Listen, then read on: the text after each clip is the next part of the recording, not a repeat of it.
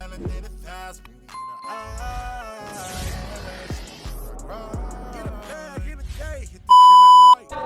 back to another episode of Fine Talks. I'm Kawea, aka Kway. If you're new here, I have created a platform for creatives to connect with their supporters on a more intimate level. In the social world that we live in today, it's really easy to judge a book by its cover. We're able to present only so much on social media. So people, when they first meet me, they say that I come off, based off of my Instagram, I come off super confident. I have everything together. My life is peachy-dory, but I've struggled with battling with depression and pulling myself out of depression. I've dealt with getting over anxiety and the confidence that I radiate now. It took me some time to get here. This space that I've created, I want to let y'all do the same thing and connect with your supporters. I am interviewing a boss baby. She's super excited. A boss baby, an entrepreneur, an artist. She has multiple titles, so I gave her a little gas, but I'll let her gas herself up. So welcome. Hello. Oh my God, I talked on it. Oh, you're good. Just go ahead and introduce yourself. Let people know who you are before we get into the questions. And I know you're a little nervous. I'm nervous. So I'm gonna let you do your introduction, and then we're gonna play a little icebreaker game before we get into the question.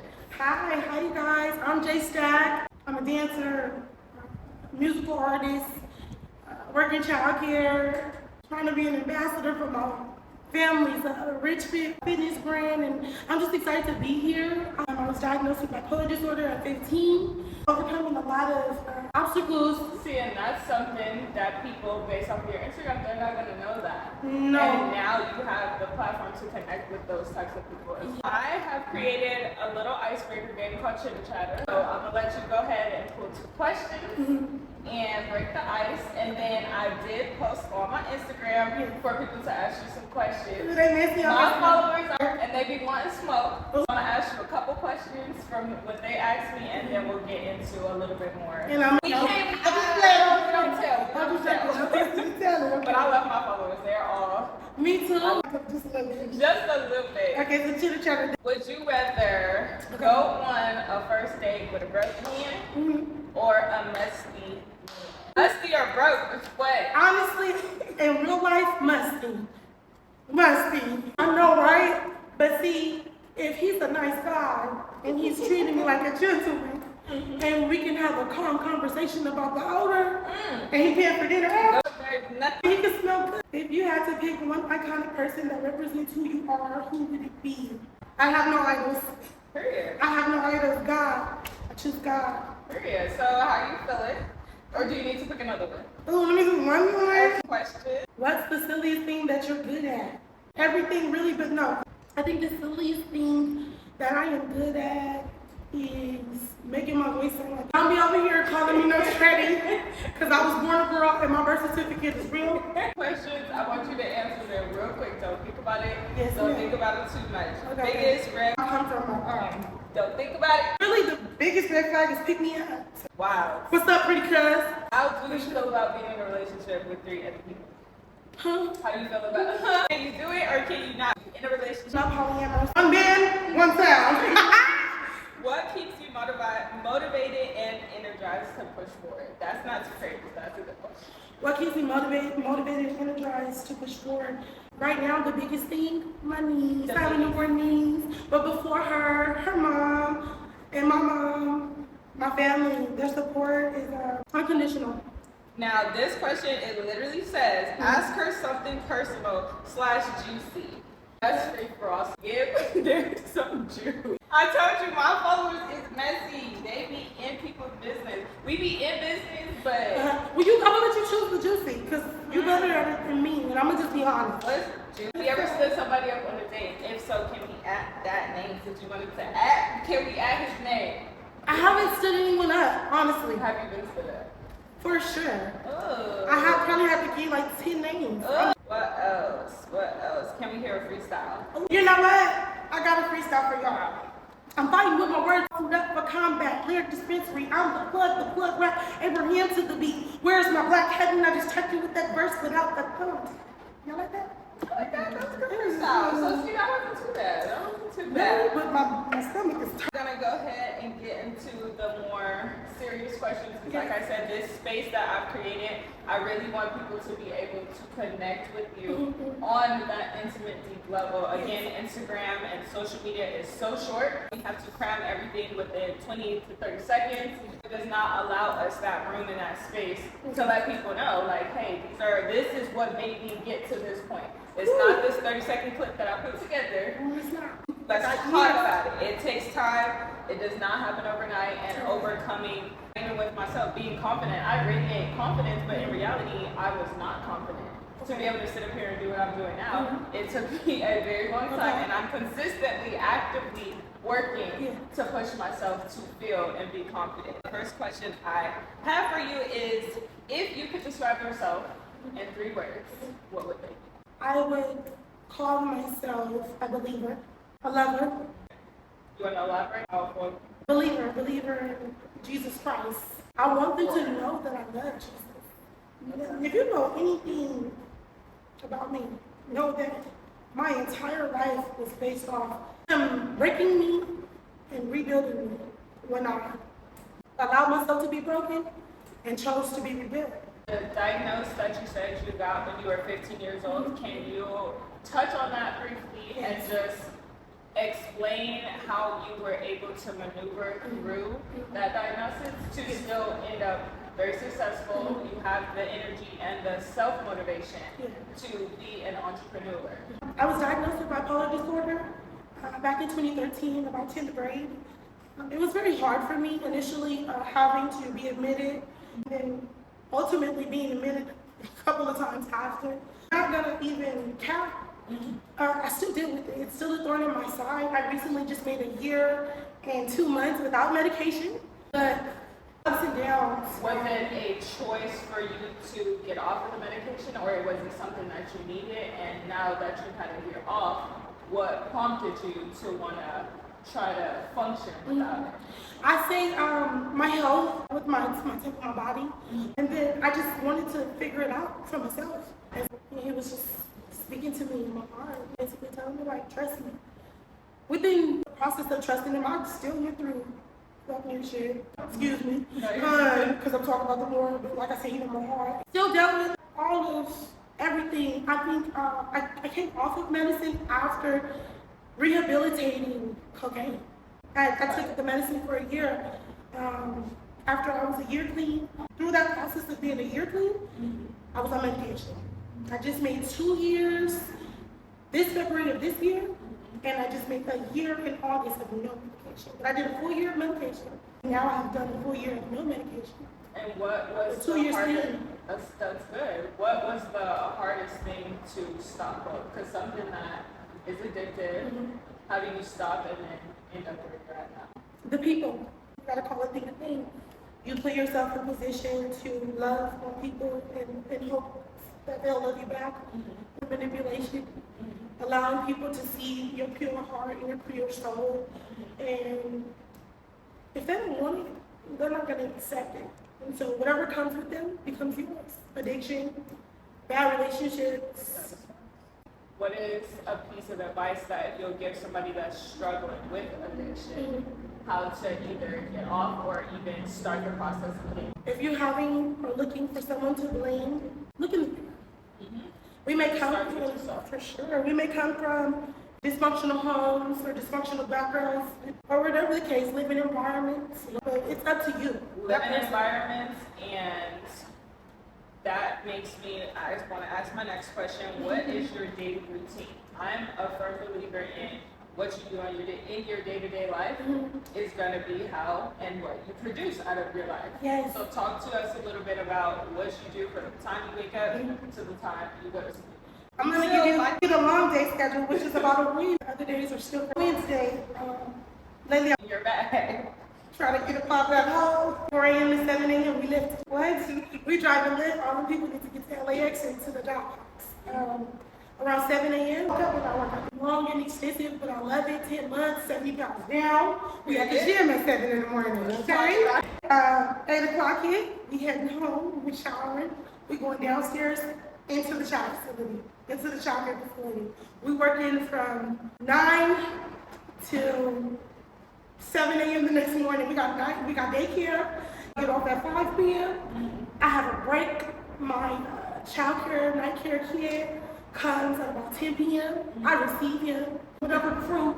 He wakes up at 6:30, and I get him suited and booted to receive his mom. For a while. For a while. What made you tighten up your routine? I think arrival of my niece. My niece getting ready to be born, me not being a great sister, not a great daughter, not even a great family member. Sorry family, I love y'all. Just being selfish and immature, thinking that the world revolves around me, being somebody I ain't. Talk or elaborate on that some, because I feel like I'm touching on being in this social digital world. It is so easy to. What would you advise how to not do that? For me, I feel like for so long I wanted people to validate who I am. Right? First, I'm the shit. But second, being self-centered and selfish will only stray you away from what God truly has for you. I want to work and not showing up, but this boss chick, this entrepreneur, this, not making time for recording, but you rap is crazy. Saying you work out and you trying to get this finished, but you only going 2 times every week. That's what I was doing. Y'all see me on the gram, it look good. It's better now, for real in real life. But it takes time. What is one common piece of advice that you do not agree with? I gave the example, as you've seen before, the most common piece of advice for some people is when you're young, party, spend your money, and you're young, with your life, right? So you can live your best life for the rest of your life. I just learned that. I think the worst piece of advice for me, and this is for me, I haven't really heard anyone close to me tell me, but this is something that I picked up, just living life. If you love someone, you'll figure it out, you'll work it out. Now, I know that has 2 different meanings. Let me elaborate. Let me reword it. You've known them for so long. It's worth fighting for. Right. Ooh, meaning that even if they miss you know I broke my own heart with that one? Because you're not self-love. Everything starts with self-love. Friends, boyfriends. How do you expect somebody else to give you that same amount of love? So that's really good.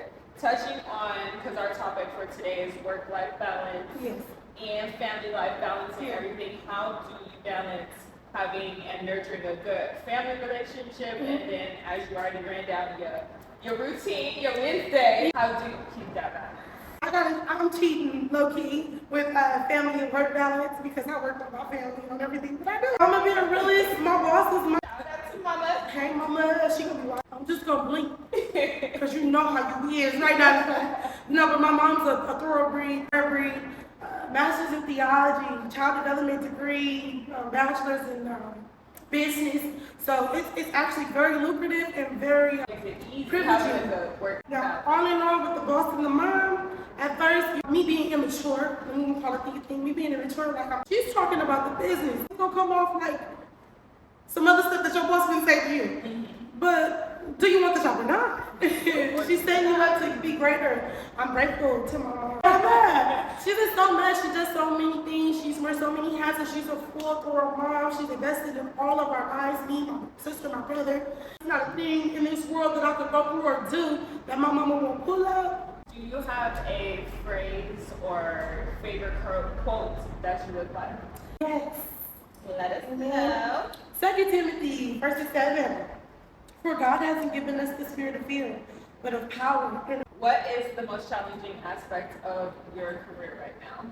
The most challenging aspect of my career is really, I want to say, the thing I'm working on the most, consistency.